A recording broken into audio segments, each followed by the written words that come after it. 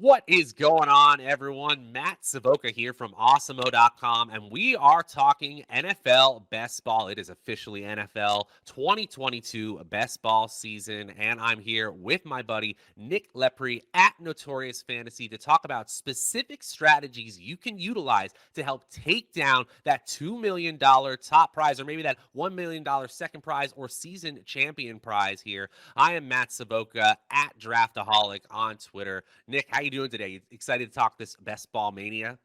Yes, I'm doing great today. It is 11 a.m. I'm very excited to do this, and I'm ready to talk about some Best Ball Mania. We already did a Best Ball Mania draft on the channel on Monday. We're going to be doing that every single Monday, so please make sure that you guys are subscribed to the channel so you can see that every Monday, and maybe you can even join in with us next time.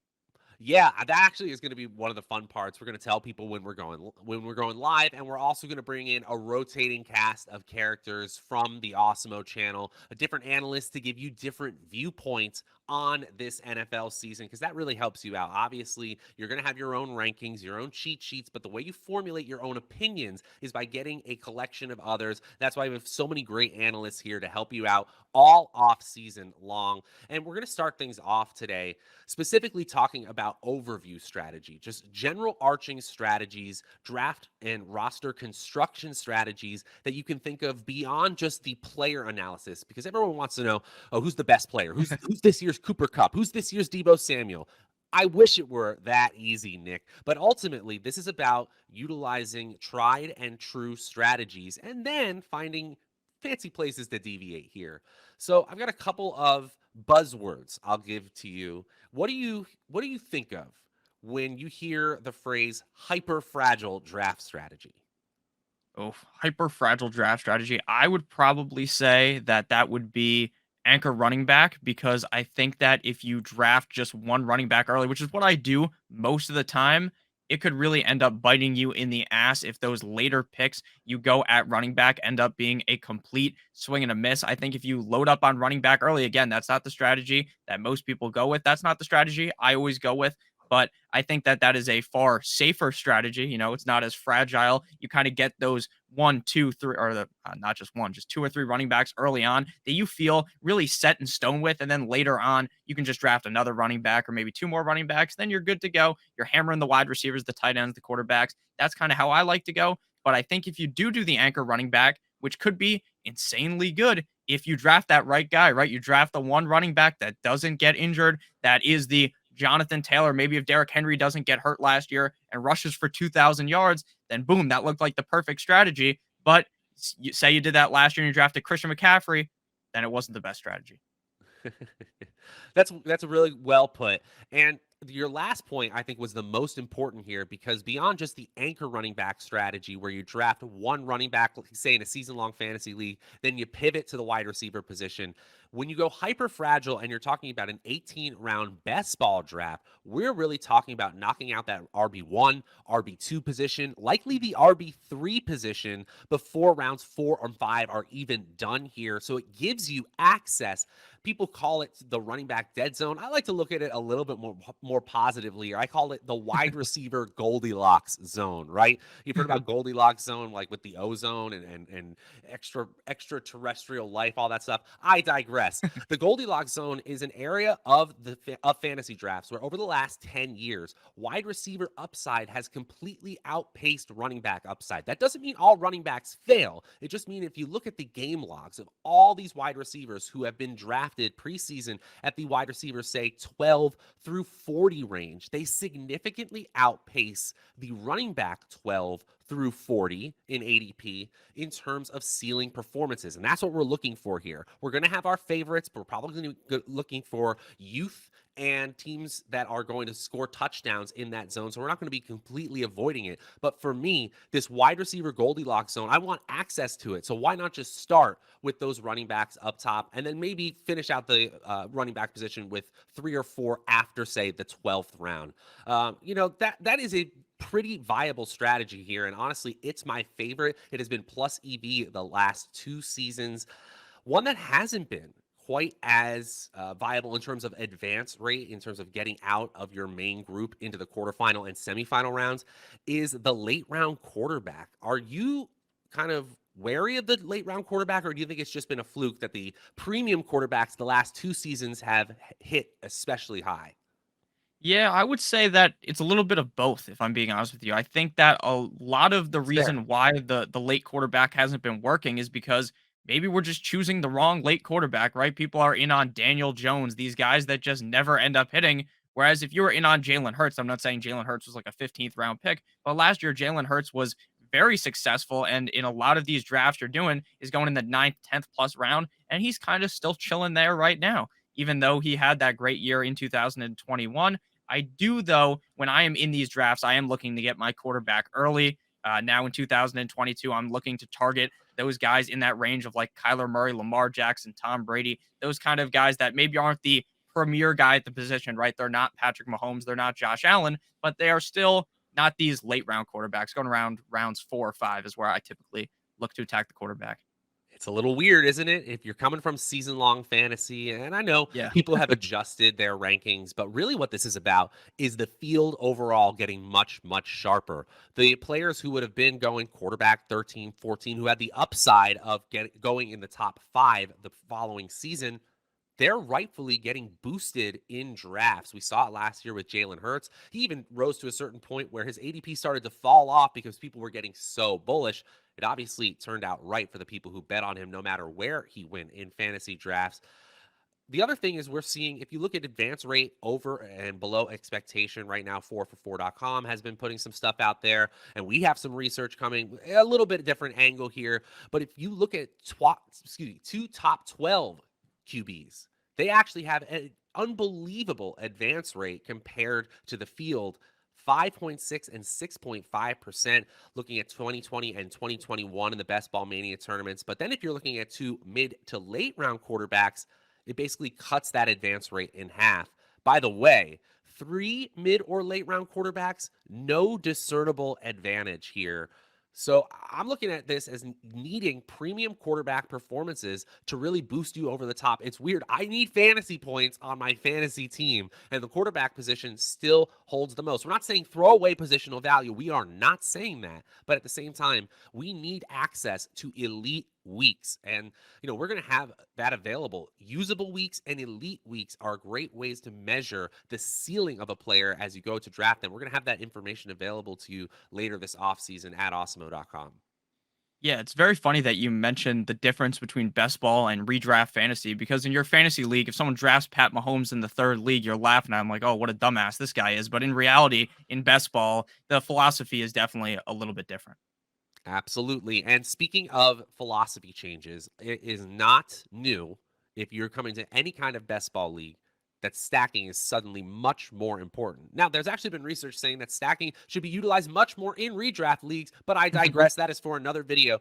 We must consider getting access to whole teams and even whole games because we know from our DFS fundamentals that that is what gets us to the very top. That is what gives us the possibility of taking down first place. And really, who's playing just to maybe make it out of their league or get second place in their league, but then get walloped in the quarterfinal? That's not the kind of rosters we're trying to create here at Awesemo. We're trying to create league winning and tournament winning rosters, and that means getting access to whole teams. You saw it in our first draft where we went with the San Francisco passing stack minus Deebo Samuel, minus Eli Mitchell, but got George Kittle, got Brandon Ayuk, and Trey Lance.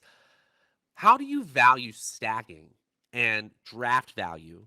And then how do you measure that with that ceiling and upside conversation that we were talking about earlier? How do you just balance all that? Yeah, I think one of the biggest mistakes that people make in these drafts on Underdog is that what they're doing is that they are putting too much emphasis on the stack and on the fact that they reach on the stack. Now, again, stacking is very important, but if you're reaching 2 rounds to complete your Dak Prescott stack and you draft Michael Gallup in like the 7th round, that makes no sense, right? Based upon where he is going in drafts.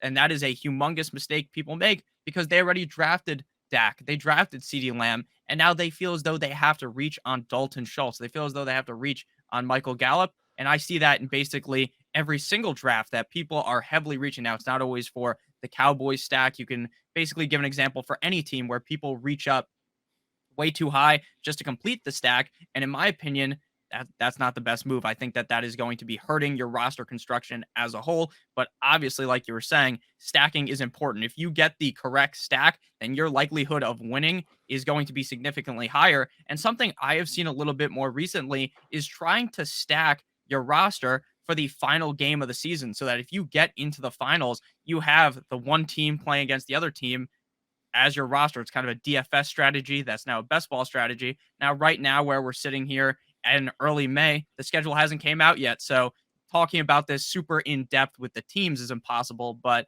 I think this is a strategy that we will probably be talking about as the offseason goes along, as this has become something that is pretty popular at this point. You know what else is popular, Matt? Underdog Fantasy. Our sponsor, Underdog Fantasy, is known for their NFL best ball tournaments. However, Underdog does not stop there. Underdog has plenty of other contests for you to compete in, including live draft contests and pick'ems, in which you can make up to 20 times your entry fee. Use promo code Awesemo, AWESEMO, or just click on the link in the video description. It is also on your screen right now. Promo code Awesemo to get a first match deposit bonus of up to $100. Make sure you guys do get started on Underdog Fantasy today. And if you guys like basketball, you like baseball, there's NBA and MLB contests going on right now, as well as NHL. Code Awesemo. I cut you off from the stream at the end, so we're gonna use it. We're gonna say it again. Promo code Awesemo. That was very rude of me. I tried to just remove the double layout, and now I've created a whole new layout for ourselves. That was exciting. A little technical glitch, but Underdog is awesome, and you did fantastically. That was all my fault, truly all my fault. And one thing I want to add, you can actually get ahead of this schedule dilemma. We don't have it until May 12th. Right now, we're recording this on May 6th, so we'll get it soon enough. But you can presume that at that point in the season, there are going to be a lot of divisional matchups. So stacking divisions actually makes sense. And let's just say I want a whole lot of the AFC West and the AFC North. There are going to be some shootouts in those two divisions. Now, I think this is really tough for new players when they're talking about, how do I think of ceiling? How do I think of range of outcomes? Okay, we kind of have a clue here. We know that some players have a decent median score, but their chances of taking over their team's backfield or becoming the wide receiver one overall, they're very low. But now we're talking about trying to get these games and get these teams and even divisions. How do you balance the quote unquote technical analysis of a player and this strategic analysis that we seem to have overarching? Do you have like a percentage that you weigh strategy versus players? It's 60-40? Is it 70-30? Or do you not really think like that? Yeah, I'm thinking more. This is something that I actually did struggle with initially when I first started playing DFS, was trying to figure out just what I wanted to do and how stacking really affects the thing. Because at the end of the day, when you're looking at it, you're like, oh, this guy's projected to get more points this week, but it doesn't make sense for the stack. And then that was really getting me a little bit confused, because if you're playing regular fantasy football, a majority of the time, like you said, while we should be thinking about stacking, you're never really thinking about it. You draft Matt Stafford. Who gives a shit if you have Cooper Cup, right? But in reality, you should probably care about that, because that's going to help you when they have those boom weeks to really succeed. So I would say that I put a lot of the analysis on the players themselves rather than looking kind of at the teams. But if the player's in the right situation where they match perfectly, I'd say more about 70-30 or 60-40 for me. But I think if you're closer to 50-50, that's kind of the wrong way to look at things. Yeah. Okay. I think that's valuable information. So still this player-based analysis, right? The dirty little secret of fantasy football is if you don't have the great players, the league ascending players in fantasy football, it's really, really tough. You basically have to hit on every single round. If you didn't have Yeah. Cooper Cup, it was really hard to win leagues. You could still do it though. The bottom line here is it gets really tough once you get out of, say, the first 8 rounds to really differentiate projections. We're not talking about a huge difference between player A and player B in terms of value added in median projection. That's where I say start bringing these overarching strategies back in. And one thing I'll add to our previous conversation about stacking too is deviating in the first or second round from ADP means a whole lot more, means you're leveraging your knowledge a whole lot more than deviating in the ninth or 10th round, even. Mhm. As a general rule of thumb, I'm not ready to jump around on a player until I'm drafting in the 8th round. Have I made exceptions in the 7th for a quarterback in my life?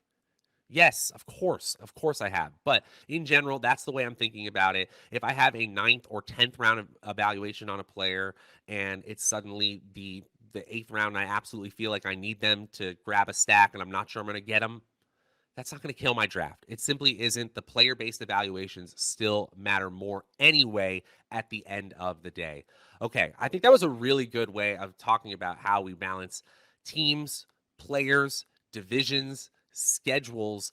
Now let's get into the nitty gritty here for the last few minutes as we talk strategy. This is obviously going to change as we go through the offseason, as ADPs fluctuate, but the first round of projections and rankings have come out on Awesemo.com on the best ball side of things. And we've got some really big values according to our first projections. We've got some players that were much lower on than consensus. Now let's start talking about some teams and some players that you're trying to utilize that value, try to get some value, some players and teams that were more high on than consensus. You got anybody for us? Yeah, so if we're looking at guys that I'm very excited about and teams that I'm very excited about, the first would be the Arizona Cardinals. I think early on in drafts right now, you're getting a little bit more value on a guy like Kyler Murray. I really think Kyler Murray could be the best quarterback in all of fantasy football.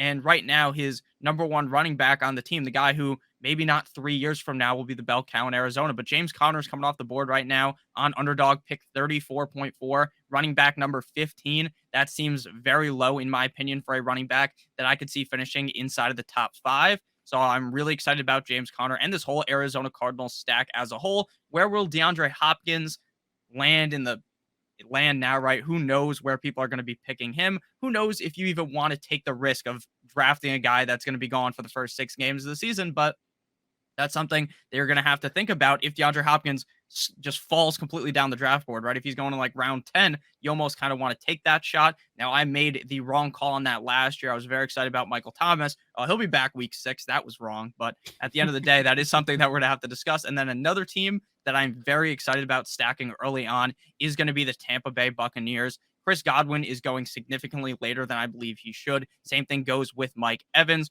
Our boy Rob Gronkowski is also just buried down there. Now, who knows if he's going to play? He talked about how much he loves Joe Burrow a couple days ago, so maybe he'll be in Cincinnati. But hey, as long as he plays with where he's going in drafts, that's very exciting. And like I said, this Bucks team, while people have been trying for years to project Tom Brady's downfall, I don't like Tom Brady. I've been hoping he fell off since I was like 11 years old. But at the end of the day, I think that this is going to be a fantastic team in Tampa, and I expect this stack to be dangerous. Aside from maybe Leonard Fournette, because running back 12, I think he'll finish inside the top 12. But I just like other running backs in that range.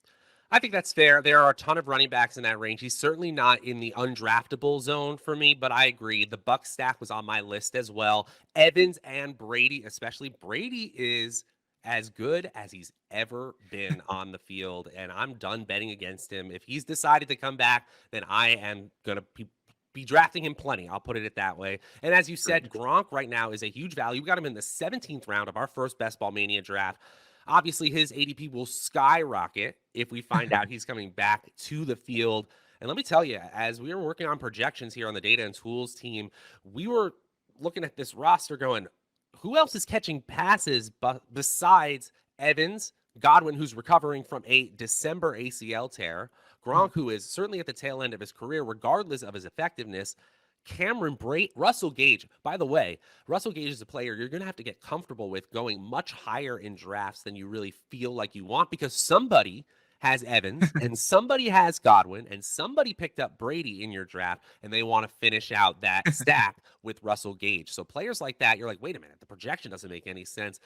It's somebody stacking up Buccaneers correctly in tournaments like this. I want to mention two other teams. The Minnesota Vikings have a change in leadership at the top. They are moving from that I forget his name all of a sudden. The Kubiak Kubiak. system. Obviously, very, very effective rushing schemes for multiple generations in the NFL. But now they are moving to the Sean McVay, the Rams scheme with Kevin O'Connell at the helm. And I'm higher on Dalvin Cook, Justin Jefferson, and even Adam Thielen, who maybe the fact that he just keeps on catching touchdowns means that he's just really freaking good. And we shouldn't bet on him suddenly dropping off because there's a 3 at the beginning of his age. I really think that Alexander Madison, because of the quality of the offense, even looks like a good draft pick, despite the medium projection only looking so, because I want access to this team. By the way, this is the only other AFC North team, NFC North team that has a chance of winning the division besides Green Bay. And it's not like Green Bay made a lot of roster moves that makes me think they're a juggernaut all of a sudden. Another team here I really want to talk about, and you could probably guess it. It's the Los Angeles Chargers, who have star power at all the star positions and major continuity. That's exactly what you want. The best offensive line in recent memory in Los Angeles. They beefed up again with another OL pick in round one, a bona fide threat to be the number one overall player in Austin Eckler. Keenan Allen and Mike Williams are two superstars on the outside. Just looking at my latest run of projections, we've got 11 expected usable weeks. That means 11 plus EV weeks when they are on your roster out of the 17 needed. And they only have a few weapons on the outside, meaning I think they're going to concentrate as much of the opportunity they can to Allen, Williams, and of course, Eckler. That is perfect for fantasy, and they play out in that shootout likely division, the AFC West, one of my most exciting teams for 2022. Now, we're closing things out on a little bit of a low note, but I think we've got a lot of strategy here packed into the first 21 minutes. And, give us a like and subscribe if you liked what you heard here. Maybe leave a comment below with some strategy tips you've picked up along the way drafting in these Underdog or Best Ball Mania tournaments over the years. We love to hear from you guys, and maybe we'll shout out some of the best strategy choices that we heard in a future episode here on the Awesemo Best Ball channel. Let's talk about some teams that we're kind of staying away from and using that as an opportunity to get to some of our positive teams that we just talked about. Yeah, so one of the teams that I'm definitely looking away from right now is the Seattle Seahawks. I am just not too sure how guys like DK Metcalf, like, I'm a fan of Rashad Penny, so maybe not that way, but in terms of like these wide receivers, DK Metcalf, Tyler Lockett, I was kind of low on them last year compared to most. And this year with Drew Lock under center, most likely, that just does not seem like the recipe for success for the Seahawks. Now, their ADP is still falling, right? It's not like you have to pay this crazy price for DK Metcalf. And if it continues to fall again, we're talking right now in May. If DK Metcalf's coming off the board as wide receiver 20 in August, then I'm very excited to draft DK Metcalf. But where he's going right now, I just don't feel super comfortable doing that. Another one, now this might be a little bit more of a hotter take, is the Cleveland Browns. They are in one of those divisions that I'm very excited about. But right now, with what we know about Deshaun Watson and not knowing how many games he's going to be suspended, I just don't feel super comfortable going and drafting Deshaun Watson where he's going, because if he does miss 8 or 9 games, I think that that's going to be a humongous swing and miss for a lot of people in these drafts. Now, you can also say vice versa. Maybe he only gets 4 games or 3 games, and then everyone looks like a genius drafting him where they're drafting him right now. So that's kind of just my opinion on that. And then one player that I'm very much avoiding right now is Brees Hall, running back of the Jets. I was so excited to draft him in like the 3rd round, thinking, oh, he's going to go to the Bills. He'll go to some exciting team. Now, I'm not saying the Jets are some dumpster fire. They kind of are. But going at pick 49.7, running back 21, with a guy that I don't see having this crazy receiving upside, right? Because they still have Michael Carter. I'm just a little bit off on Brees Hall. What do you think? We have Brees Hall as the 82nd overall player in fantasy right now. Hmm. Yeah, That is he's coming off nearly the board double his early. ADP, or I guess a lot like 30 points away from his ADP. That's in the do not draft zone. I don't think it's that bad. He's just a talented enough player where you can still Hmm. take him. And, maybe as we keep tweaking and adjusting these things, we'll see how this looks in preseason. If LaMichael P. Ryan and Michael Carter and Tevin Coleman, if he's still there, man, if they're just looking like complete afterthoughts, maybe we start to see that rise up. But right now, he's in a tier of running backs that honestly, I could see them all outperforming him. It's not like Yeah. it's just that there's a talent pool now in the running back position that's very high. He's around J.K. Dobbins, Devin Singletary, Tony Pollard. All these players popped at moments last year and in previous seasons. We're not saying they won't this year either. So Brees Hall just an inconsistent. Maybe he takes over that backfield by the end of the season.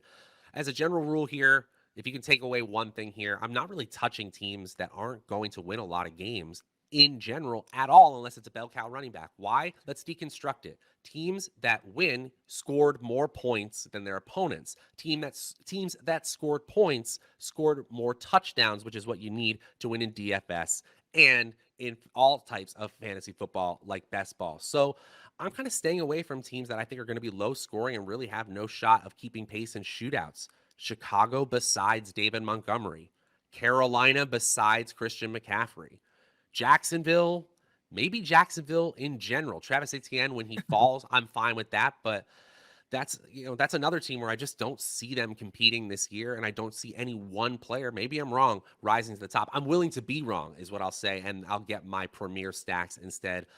Washington, Carson Wentz fans, I'm sorry. I just don't see it in a division with at least two teams who believe that they are win now in Philadelphia and Dallas. I don't see them having a chance. And now they've got this RBBC with Brian Robinson Jr. coming into the fold with JD McKissick and Antonio Gibson. So I'm off on that running back pool and that team in general. If I miss Terry McLaurin's wide receiver 1 year, I will be happy to see it. Maybe my wallet won't be, but I just don't believe it's going to happen. Nick, any last thoughts for the people before we get out of here?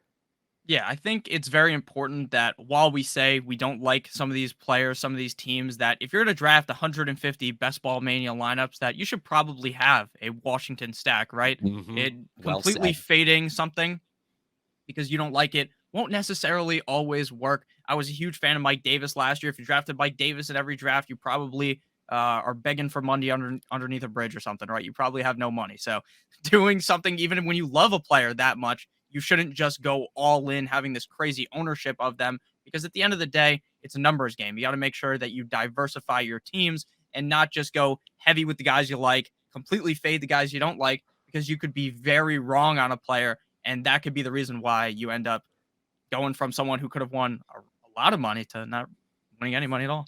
Diversification, maybe a little teaser of a future strategy show here on the Best Ball channel. And definitely keep it here, locked on the Best Ball channel and our fantasy football channel, and of course, the Awesemo DFS channel. Subscribe to all three and hit that notification bell so that you always know when these channels are going live. We will be back every single day, basically, leading up to NFL fantasy draft season with Nick Makajeski, Dave Laughlin, and of course, me, myself, Matt Savoca. For Nick at Notorious Fantasy, I'm Matt at Draftaholic on Twitter. We will see you guys next time.